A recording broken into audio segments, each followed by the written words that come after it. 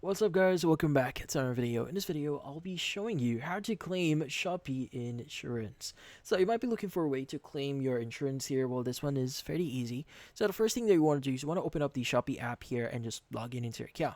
Now from here, you want to go to the bottom right here. You want to click on the Me tab.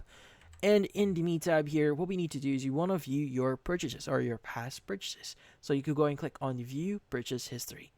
Now, from then on, you should be able to see all your purchases here. So you want to go access the actual, in this case, product, or in this case, whatever you bought recently that has insurance on it. So you want to press on it to see the product details.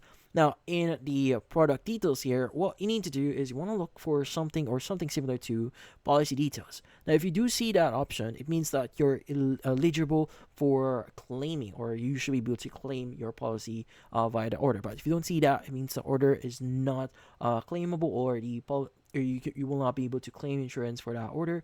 But speaking, once you see or view the policy details here, you should be able to see a bunch of things here, like the policy number, the policy information here, and also the claim button. You can just basically click on it.